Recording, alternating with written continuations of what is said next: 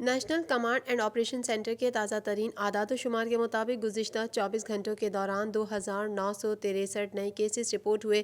پنجاب میں 1,24,804، سندھ میں 1,87,684، خیبر پختونخوا میں 50,506، بلوچستان میں 17,540، گلگت بلتستان میں 4,761، اسلام آباد میں 33,420، جبکہ آزاد کشمیر میں 7,427 کیسز رپورٹ ہوئے۔ ملک بھر میں اب تک 58,65,944 افراد کے ٹیسٹ کیے گئے۔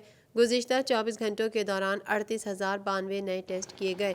اب تک 3,72,271 مریض صحت یاب ہو چکے ہیں، جبکہ 2,498 مریضوں کی حالت تشویشناک ہے۔ پاکستان میں کرونا سے ایک دن میں 60 افراد جاں بحق ہوئے، جس کے بعد وائرس سے مرنے والوں کی تعداد 8,547 ہو گئی۔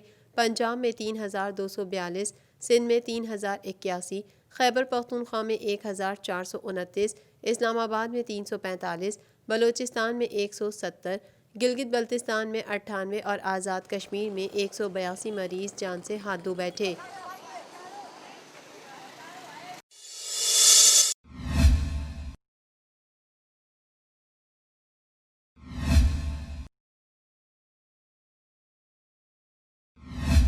کافی حد تک جیت چکے ہیں، مگر صدر مملکت ڈاکٹر عارف الوی نے انسداد بدعنوانی کے عالمی دن پر پیغام میں کہا ہے کہ پاکستان نے اقوام متحدہ کے انسداد بدعنوانی کے کنونشن سمیت دیگر بین الاقوامی کنونشنز پر عمل درآمد کے لیے کئی اقدامات کیے۔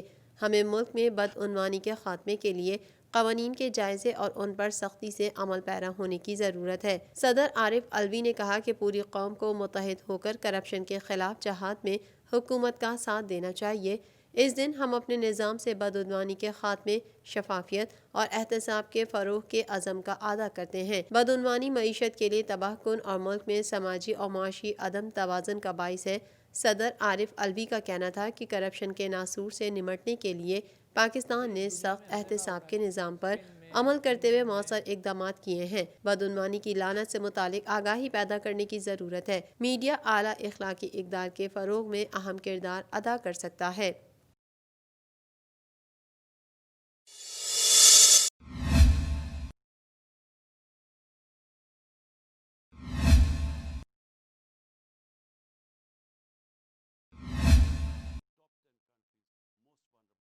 وزیر اعظم عمران خان کا کہنا ہے کہ ترقی پذیر ممالک کے بااثر لوگوں نے دولت امیر ممالک میں جمع کر رکھی ہے۔ سماجی رابطے کی ویب سائٹ ٹوئٹر پر اپنے ٹویٹ میں وزیر اعظم عمران خان کا کہنا تھا کہ میں ناجائز دولت کو ہدف بنانے کے حوالے سے منتخب امریکی صدر جو بائیڈن کے عزائم کا خیر مقدم کرتا ہوں۔ وزیر اعظم نے کہا کہ ترقی پذیر ممالک اپنی بدعنوان اشرافیہ کی کرپشن کے باعث غربت کا شکار ہیں۔ ترقی پذیر ممالک کے بااثر افراد منی لانڈرنگ کے ذریعے دولت امیر ملکوں اور ٹیکس چوری کے غیر ملکی ٹھکانوں میں منتقل کرتے ہیں۔ انہی کی وجہ سے یہ ممالک مفلسی کے گھاٹ اتارے جا رہے ہیں۔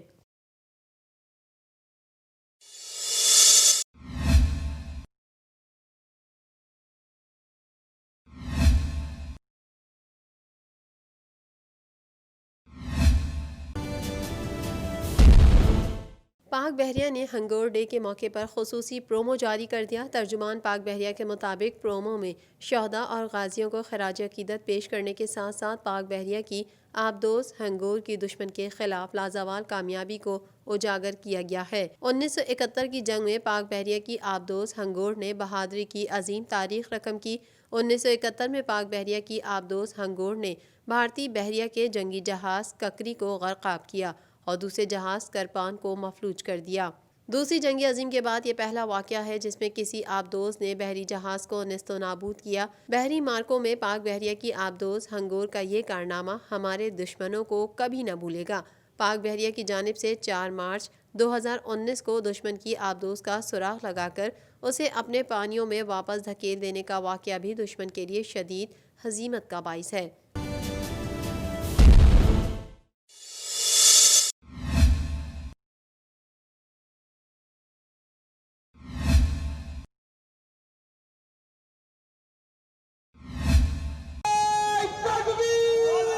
پی ڈی ایم کے سربراہ مولانا فضل الرحمان کا کہنا ہے کہ تمام پارلیمانی جماعتوں کے اراکین کو ہدایت کر دی ہے کہ وہ 31 دسمبر تک اپنے استعفے جمع کرا دیں۔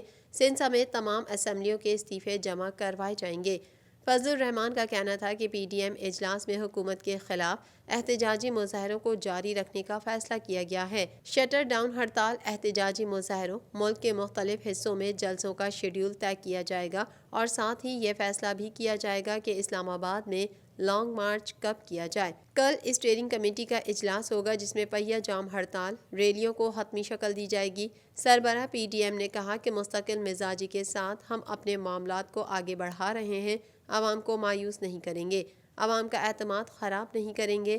لاہور کا جلسہ تاریخی ہوگا اور یہ جلسہ حکومت کے تابوت میں آخری کیل ثابت ہوگا۔ گرفتاریاں دینے کے سوال پر انہوں نے کہا، ہم نے سوچا بھی نہیں کہ گرفتاری کیا چیز ہے۔ حکومت کی کرسی کی چولیں ہل چکی ہیں، بس ایک دھکا دینے کی ضرورت ہے۔ استعفے دیے تو تھوک کر نہیں چاٹیں گے۔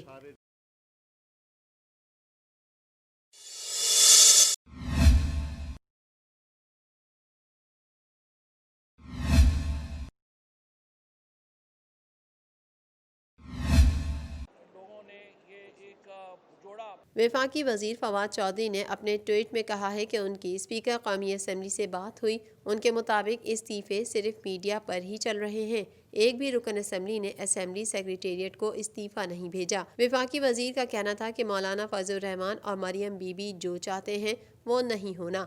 تلخیاں کم کرنے کی ضرورت ہے، مسئلہ جلسوں سے نہیں سمجھ سے حل ہونا ہے۔ خیال رہے کہ گزشتہ روز اسلام آباد میں پی ڈی ایم کا سربراہی اجلاس ہوا تھا، جس کے بعد میڈیا کو بریفنگ دیتے ہوئے مولانا فضل الرحمان نے اجلاس میں کیے گئے فیصلوں سے آگاہ کیا تھا۔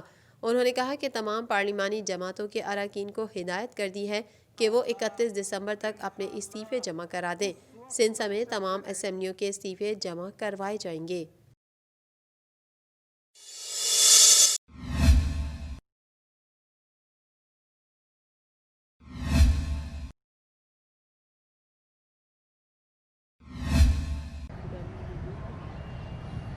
محکمہ موسمیات کے مطابق ملک بھر کے بیشتر اضلاع میں بارشوں کے باعث ایک بار پھر سردی کی شدت میں اضافہ ہو گیا ہے، جبکہ ملک کے بیشتر بالائی علاقوں میں مطلع ابر آلود رہنے کے علاوہ کشمیر، گلگت بلتستان، بالائی پنجاب اور بالائی خیبر پختونخوا میں بارش اور پہاڑوں پر برف باری کا امکان ہے۔ محکمہ موسمیات کا کہنا ہے کہ پنجاب کے بعض علاقوں اور سندھ میں صبح کے اوقات میں دھند چھائی رہی۔ کراچی میں صبح کے اوقات میں دھند رہی اور حد نگاہ 1 کلومیٹر تک رہ گئی۔ ملتان، بہاولپور، بہاول نگر اور ڈی جی خان میں صبح کے وقت دھند رہی اور آج رات بھی دھند چھائے رہنے کا امکان ہے، جبکہ دھند کے باعث راولپنڈی موٹر وے ہر قسم کی ٹریفک کے لیے بند کر دیا گیا ہے۔ محکمہ موسمیات کے مطابق سندھ میں بیشتر علاقوں میں موسم خشک اور سرد رہے گا۔ بالائی پنجاب میں مطلع ابر آلود رہنے کے علاوہ خطہ پوٹھوہار، میاں والی، سرگودھا، فیصل آباد، لاہور، گجرانوالہ، سیالکوٹ، نارووال اور جھنگ میں بارش کی توقع ہے۔